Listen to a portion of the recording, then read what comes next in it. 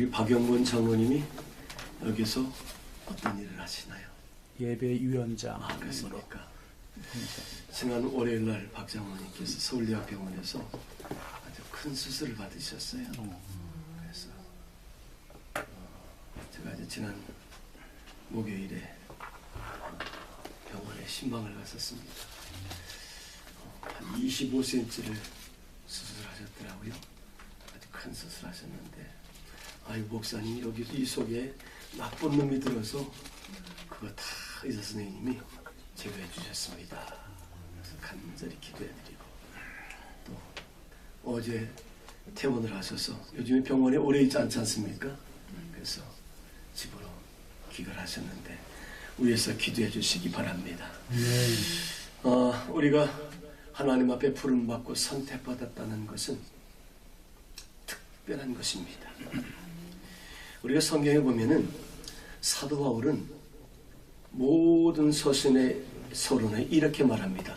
하나님의 뜻으로 말미암아 그리스도 예수의 사도된 나 바울은 에베소 교회에, 빌립보 교회에, 데살로니가 교회에, 디모데에게, 또 빌레몬에게 편지한다.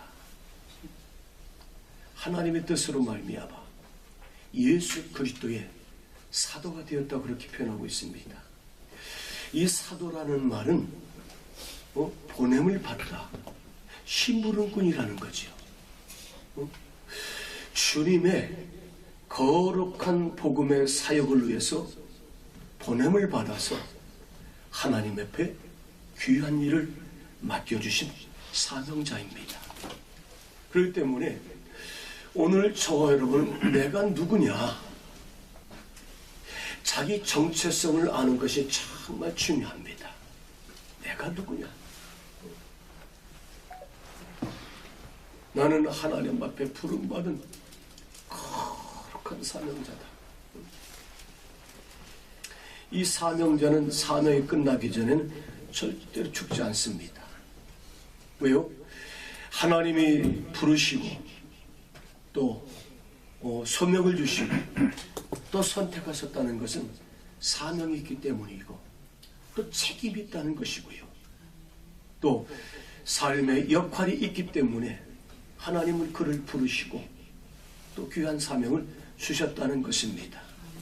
제가 이 도체험교회 오기 전에는 우리 감리교단에 1100교회를 이렇게 아우르는 그 기관에서, 본부에서 한 6년 동안 이제 총무를 했어요.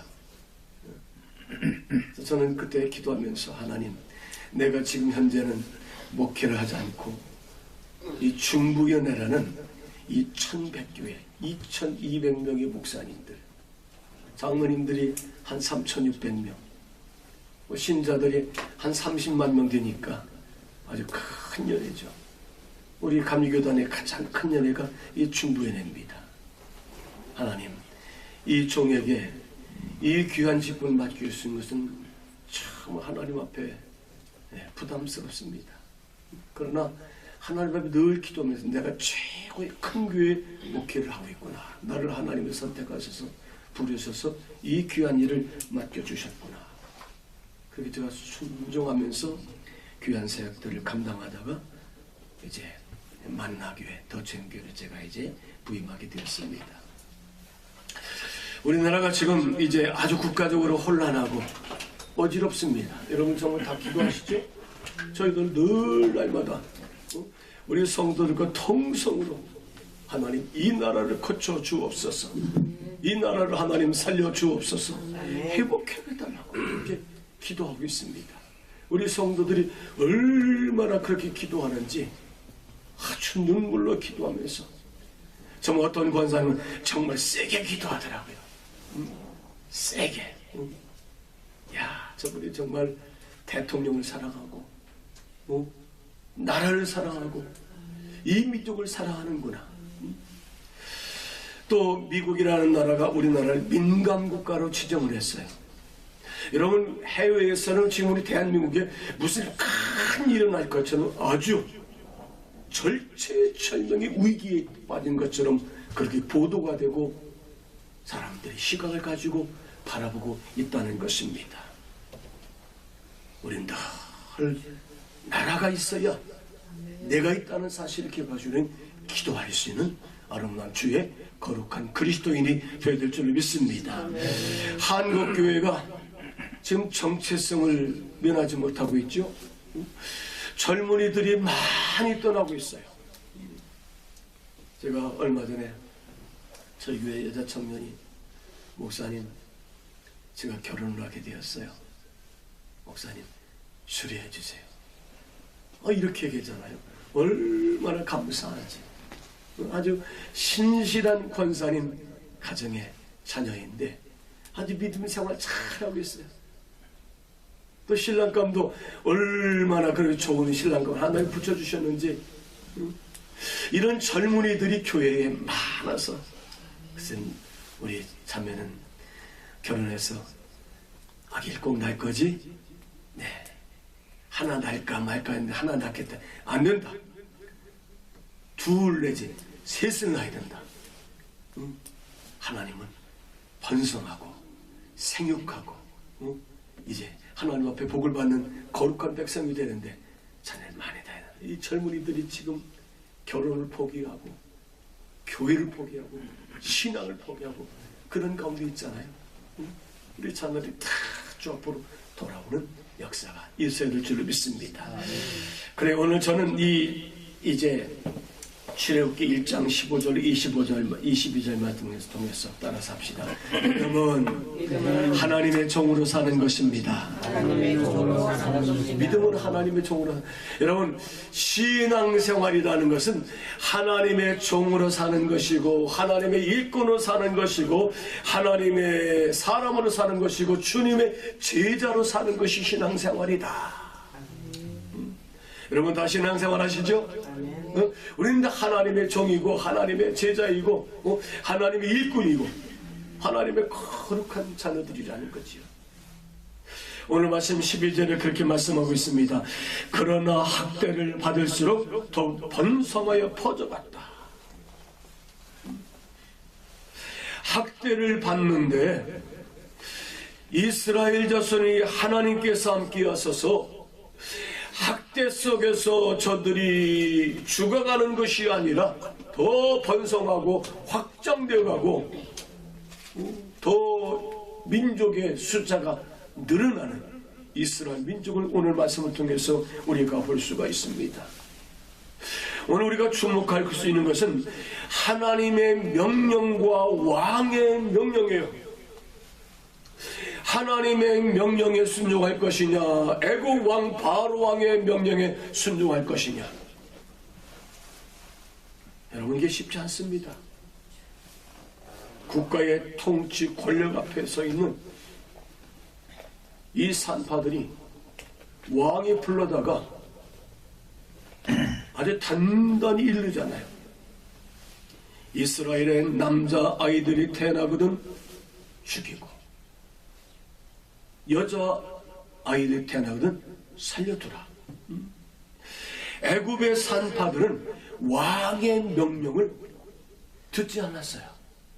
이 산파라는 말은 히브리어 알라드라는 말인데 이 알라드라는 말은 해산하다, 출산을 돕다는 그런 뜻을 가지고 있습니다. 그러니까 하나님이 주신 생명을 존귀하게 여기고 그 생명을 받아내면서 어떻게 합니까? 그 출산을 돕는 거예요. 이 산파들은 이스라엘 백성들의 자손들을 살려내고 번성시키고 민족의 숫자를 점점 확장시키는 일에 하나님의 뜻에 함께 부합한 선택받고 부름받고 사명을 받은 소명자이고 책임을 다하는 이 산파였던 것을 우리가 볼 수 있습니다. 이 세보리 산파 두 사람이 나오죠. 하나는 십부라이고 하나는 부하입니다. 이 십부라는 말은 아름답다, 생명을 지킨다는 말이에요. 십부라 따라서 합시다. 십부라 아름답다, 생명을 지킨다. 이 십부라는 자기의 사명감대로 자기 이름대로 살았어요. 하나님이 주신 생명을 존귀하게 여기고 나는 세상 종이야, 세상 사람의 종이 아니라 하나님의 종이고 하나님의 제자이고 하나님의 일꾼이라는 그 의식을 가지고 자기 정체성, 내가 누구냐, 나는 산파다, 나는 하나님의 귀한 생명을 존귀하게 여기는 하나님의 일꾼이라는 분명한 소명의식을 가지고 살았던 인물이 이 십부라는 산파입니다. 또 한 사람이 나오죠. 부하는 소리치는 사람이에요. 부하라는 말은 소리를 친다는 말이야. 어떻게 소리를 쳤을까요? 주인님, 아들이 났습니다. 왕자님입니다. 공주님입니다. 축하합니다. 그렇게 하면 소리를 냈을 거예요. 십보라가 아이를 받으면 옆에서 도와주면서 부하가 왕자님입니다. 공주님입니다. 그렇게 축복하는 부하가 아니었을까? 제가 그렇게 한번 상상해 보았습니다. 그래요. 이 산파들의 사명은 하나님의 일을 번성케 하고 하나님의 일을 되게 하는 사람이고 하나님의 일을 이루는 사람이고 하나님의 선택받은 민족을 살리는 일을 이 산파들, 하나님의 일꾼, 하나님의 종, 하나님의 제자 되었던 이 산파들이 감당했다는 사실을 우리가 알 수가 있습니다. 올해가 선교 140주년이죠. 우리나라가. 그래서 곳곳에서 많은 행사들도 이제 있습니다만 우리 한국 교회가 7, 80년대 그때 가장 왕성하게 이제 번성하고 붐을 했죠. 지금은 정체인가 정체. 유지하기도 급급한 것 같아요. 저희도 전도합니다만 전도를 해도 10사람이 등록을 하면은 한 2사람 정도는 새가족이고 나머지는 다 이동교인들이에요.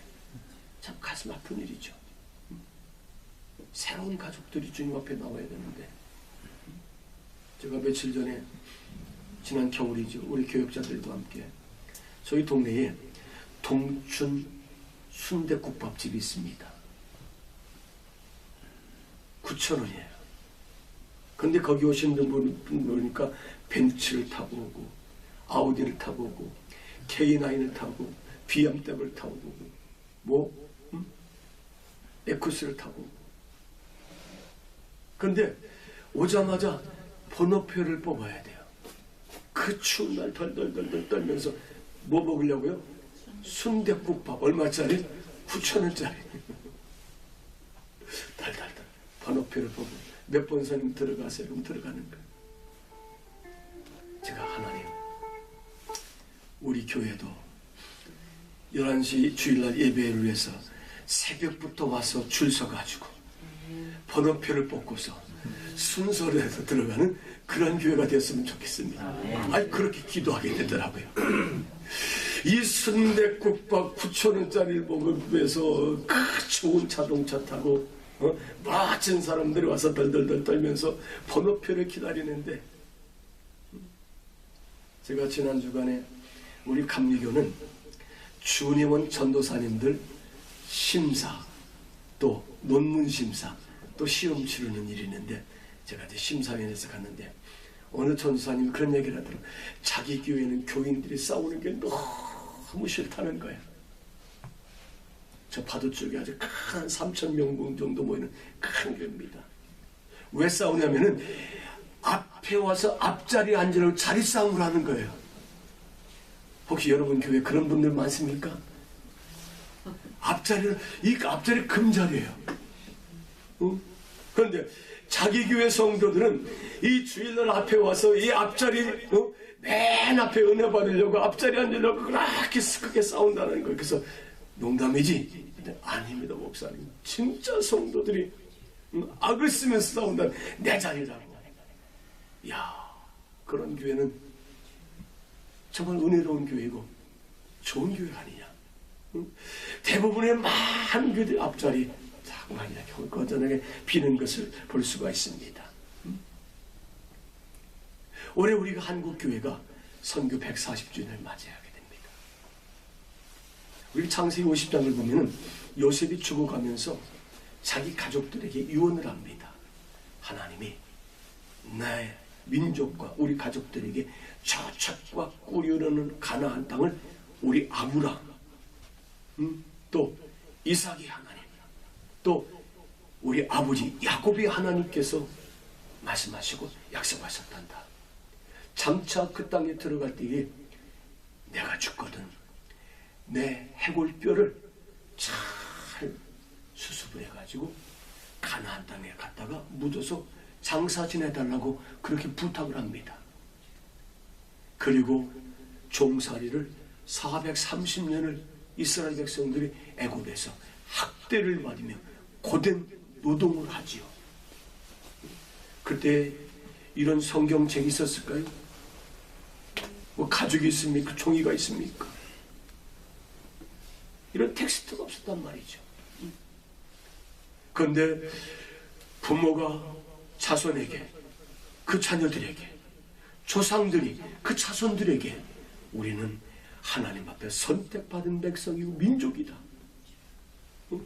아브라함의 하나님, 이삭의 하나님, 야곱의 하나님, 우리 조상의 하나님께서 젖과 꿀이 흐르는 가나안 땅을 우리에게 주셨단다. 우리가 그 땅에 다 들어가게 될 것이다. 우리 조상 가운데 애굽의 총리 대신을 지낸 요셉이라는 할아버지가 계시는데 그 할아버지가 당신의 뼈를 저 가나안 땅에 갖다 묻어달라고 했다. 입에서 귀로 넣어주고 그들은 이 유언을, 이 말씀을 가슴에 새기는 거예요.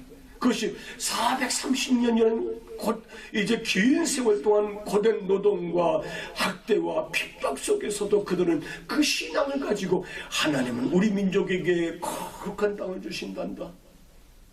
우리는 다 그 땅을 찾아가게 될 것이다. 그 땅에 들어갈 때는 우리 조상 가운데 요셉의 뼈를 반드시 가지고 가야 된다. 모세를 통해서 하나님은 출애굽을 시키잖아요. 40년 동안 광야를 지나면서 아이고 귀찮다, 아이고 무겁다, 이거 필요 없다 갔다가 광야 어디다가 묻어버리고 버리지 않았습니다. 그들은 그것을 메고서 가나안 땅을 향해서 가고 홍해를 건너고요, 광야 40년을 지나고요, 요단강을 건너서 세겜이라는 땅에다가 가나안 세겜에다가 장사 지내는 모습을 우리가 여호수아서 24장 32절 말씀을 통해서 볼 수가 있습니다. 사랑하는 여러분, 하나님의 뜻은 반드시 이루어질 줄로 믿습니다. 하나님의 말씀은 이루어질 줄로 믿습니다. 신앙생활은 믿고 그렇게 사는 것이에요. 여기 이 산파들이 하나님의 말씀을 그대로 믿고 세상의 애굽왕 권력, 아주 강한 통치를 가진 애굽왕의 명령을 어기고서 생명을 존귀하게 여기고 생명을 살리는 일에 순종하고 하나님의 종으로, 하나님의 일꾼으로, 주님의 제자로 살았던 것처럼 오늘 저와 여러분들은 하나님의 말씀으로 살아내는 거룩한 하나님의 자녀요, 종이요, 일꾼이요, 주님의 제자인 줄로 믿습니다. 히브리서 11장 38절 이렇게 말씀하고 있습니다. 이런 사람은 세상에 감당하지 못하느니라. 이런 사람은, 여기 산파들은 하나님의 명령에 순종하고 하나님의 뜻을 따라서 생명을 존중히 여기는 삶을 살았고요. 왕의 명령을 거역하면서 살 때 세상이 감당하지 못하는 사람들이 바로 이 산파 같은 사람이다. 예수는 믿지만은 고난을 두려워하면은, 내가 예수를 믿지만은 고난 받는 것을 두려워한다면은 세상이 무섭고요, 세상이 두려운 거예요. 그러나 예수 믿지만은 고난은 내게로 와라.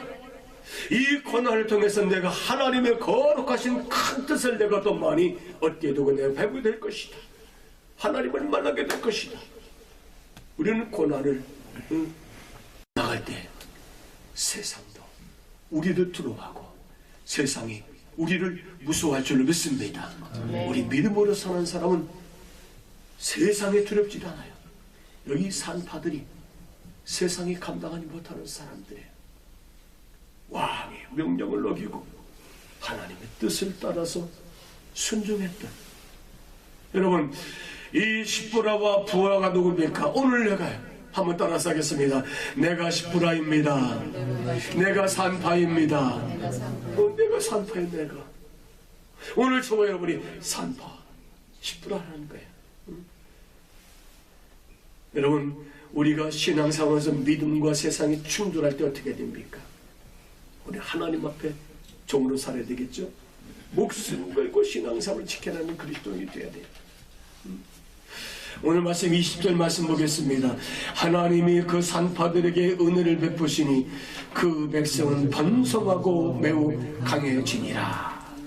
하나님이 은혜를 베풀어 주셨더니 학대를 받지만, 핍박을 받지만, 고된 노동을 하지만, 그러나 저들은 죽임당하지 않았어요. 하나님이 살려주신 줄로 믿습니다. 하나님이 왜요? 생명을 존중해 여기는 분이에요. 우리가 이 성경을 보면은 야곱의 12아들이 루벤, 시므온, 레위, 유다입니다. 뭐 나머지 또 이제 동생들이 있죠. 근데 이래 루벤도, 시므온도, 레위도 하나님 앞에 다 범죄를 해서 저주를 받습니다. 근데 이 넷째 유다가 이스라엘 민족의 장자 지파가 되죠. 큰 맏아들 역할을 합니다. 왜 하나님은 유다를 그렇게 맏아들 장자로 사용하셨습니까? 유다가 있죠. 생명을 존중히 여기는 사람이라는 거예요. 생명을 귀중히 여기는 사람이 유다예요. 야곱의 12아들 가운데 요셉이 형제들의 미움받아서 이제 저 요셉을 죽이자. 큰 구덩이에 넣고서 위에서 들리는 소리가 형제들이 다투는 소리에 저 요셉을 죽이자, 맹수의 밥이 되게 하자. 맹수가 찢어서 이제 갈기가 찢겨서 옷에 피를 묻혀서 아버지에게 맹수의 밥이 되었다고 해서 속이자. 막 그렇게 형제들이 이 요셉을 가지고 죽이자 살리자 막 그렇게 다투고 있습니다. 그때 유다가 어떻게 합니까? 형제들아, 우리가 동생을 죽여서 옷에 피를 묻힌들 그 죄가, 그 피가 덮어지겠느냐, 가려지겠느냐? 그냥 살려서 우리 애굽 상인들에게 팔아버리자. 유다가 그렇게 제안을 해요. 그래서 애굽의 상인들에게 요셉을 팔지 않습니까? 이것이 바로 요셉이 애굽의 총리 대신의 길로 가는 거예요. 그 유다예요. 여러분, 하나님의 아들 예수 그리스도가 어느 자손에서 나셨죠? 유다 자손이에요. 유다 자손. 유다 자손 가운데 다윗 왕도 오셨고요. 유다 자손 가운데 예수 그리스도가 이 세상에 오신 줄로 믿습니다. 예수 그리스도가 또 뭐입니까? 이 세상에서 죄로 말미암아 다 죽을 수밖에 없는 인생들을 예수 그리스도를 믿는 자마다 멸망하지 않고 영원한 생명을 주시고자 오신 분이 하나님의 아들 예수 그리스도인 줄로 믿습니다. 그렇습니다. 유다가 그렇게 생명을 존중히 여기고요, 형제를 귀중히 여기고요, 생명을 존귀하게 여길 때에 이 세상에 구원자이시고 생명의 주인이신 예수 그리스도를 유다 자손 통해서 이 땅에 오시게 하셨다는 것을 우리가 이제 알 수가 있습니다. 왕의 명령보다 하나님의 뜻을 따랐고 순종했던 이 산파들, 21절에 산파들은 여호와를 경외하였으므로 하나님이 그들의 집안을 흥왕하게 하셨더라. 사랑하는 여러분, 하나님의 뜻에 순종하고 하나님의 명령에 순종하고 하나님의 뜻대로 살면은 여러분의 가정과 가문과 자손들이 하나님 앞에 복을 받게 될 줄로 믿습니다. 제가 지난번에 한번 와서 말씀드렸나 모르겠습니다. 저는 충청남도 당진군 성문면 삼봉이라는 곳이 제 고향이에요. 저희 집에서 조금만 가면은 서해안에 해뜨는 마을, 외목마을이라는 곳이 있습니다. 저희 교회는 삼봉리에 그 면단이 아니고 리단인데 한 1000명 모이는 큰 교회입니다. 우리 감리교회 감독님도 이제 지난 요전에 이제 이렇게 역임하신 분이 있는데 그 교회가 저희 집 뒷산 왕소나무 밭에서 저 읍내에서 옛날에 흰 저고리에다가 검은 칠보 이제 치마 저고리 입고서 다니는 전도부인이 있어. 전도부인. 그분이 저희 왕소나무 밭에다가 와서 거적대게 치고 이렇게 천막을 치고 이제 조그마한 천막을 치고 거의 기도처를 삼고 기도하는 거예요. 그래서 할아버지가 저 뭐 하는 거냐? 이렇게 물었단 말입니까? 예, 전도부인이 와서 기도합니다. 아이 추운데 우리 집 사람방으로 들어오라고 그래. 그래서 저희 집 사람방에 들어가셨지. 우리 가족과 함께 그 지역에 복음이 들어오기 전에 그 가족과 함께 우리 가족과 함께 예배를 드리게 되고요. 또 예배 처소가 또 다른 곳으로 가고요. 또 저희 그 지역에 배제 학당에서 공부를 하신 신이균이라는 청년이 고향에 내려와서 성문중학교라는 중학학원을 이제 설립을 하고 이제 거기서 배출하는 이 제자들이죠. 제가 그 중학교 나왔습니다. 그 강당에서 예배를 드리게 되고요. 교실이죠. 교실에서 조그마한 외정시대 때니까. 그래서 오늘은 아주 예배당 크게 잘 지었습니다만 하나님이 우리 가정을 우리 가문들을 그냥 축복해 주지 않더라고요. 그런 복음의 씨앗을 하나님의 아름다운 교회가 이제 설립되도록 우리 가정이 하나님 앞에 쓰임받았을 때 저희 가정에 죄송합니다. 저희 할아버지 자손으로 감리교 목사만 17명입니다. 17명. 뭐 여러분 남의 집안 얘기니까 다 장로님이고 할아버지고 다 장로님이 장로님. 저 형님도 목사님이시고 장로님이시고 참 하나님이 축복하셨어요. 그래요. 이 산파들이 하나님을 경외하고 하나님 앞에 순종하고 하나님의 뜻을 따를 때에 그 집안과 그 자손들을 축복하시고 흥왕하게 하셨더라. 이런 축복과 은혜가 우리 모든 여러분들에게 함께 하시길 바랍니다. 어떻게 할 때 내가 하나님의 종으로 살고 하나님의 일꾼으로 살고 하나님의 제자로 살고 하나님의 사람으로 하나님의 뜻을 순종하고 살 때 제가 한 가지 이야기 마치겠습니다. 1874년 스코틀랜드에 로스라는 선교사가 이 조선 땅에 선교하러 들어옵니다. 저 만주의 봉천이라는 근처에 고려문이라는 그곳에서 이스코함에서 복음을 전하는 거예요.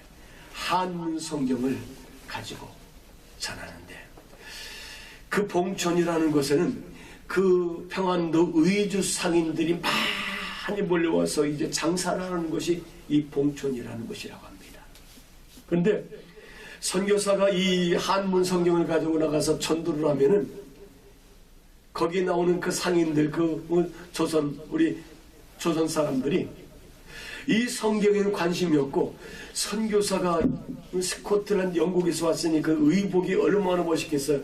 와서 막 이 옷을 만져보고 이 비단 옷 아닙니까?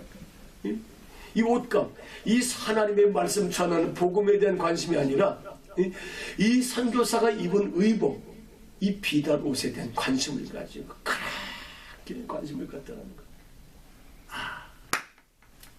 내가 저들에게 전도를 하려면 다른 방법을 그래서 양초를 잘 만들어 가지고 한문 성경과 함께 양초를 선물로 주는 이로소 선교사가 그 의주에서 온 그 많은 상인들에게 이 성경과 함께 양초를 나눠줍니다. 그때에 의주 상인이었던 백씨는 이 선교사에게 한문 성경을 받아서 양초는 당신이 갖고 한문 성경 아들 백홍준이라는 아들에게 이 한문 성경을 전달해 줍니다. 아들 백홍준은 이 성경 말씀을 한문 성경을 가지고 있죠. 매일 말씀을 읽는 거예요.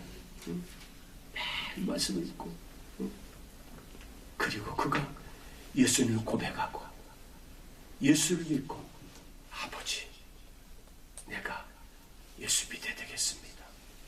내가 선교사님에게 세례를 받아야겠습니다. 결단을 하고 선교사에게 가서 세례를 받는데 한국 사람 최초 세례를 받은 사람이 백홍준이라는 의주 상인 백씨의 아들입니다. 그래요. 이 먼 이국 땅에 한 사람의 생명의 가치가 정말 존귀하기 때문에 예수 그리스도의 사명을 가지고 이 땅에 와서 복음을 전했던 로스 선교사. 그는 생명을 존중히 여기는 산파와 같은 또 유다와 같은 또 예수 그리스도의 복음 마음을 가지고 복음을 전할 때 오늘 이 땅에 이런 놀라운 하나님의 선교 역사가 이루어진 줄로 믿으시길 바랍니다. 오늘 저 여러분 하나님 앞에 종인입니다. 우리는 하나님 앞에 일꾼입니다. 주님의 제자로 사는 신앙생활은 하나님의 종으로 사는 것입니다. 감사합니다.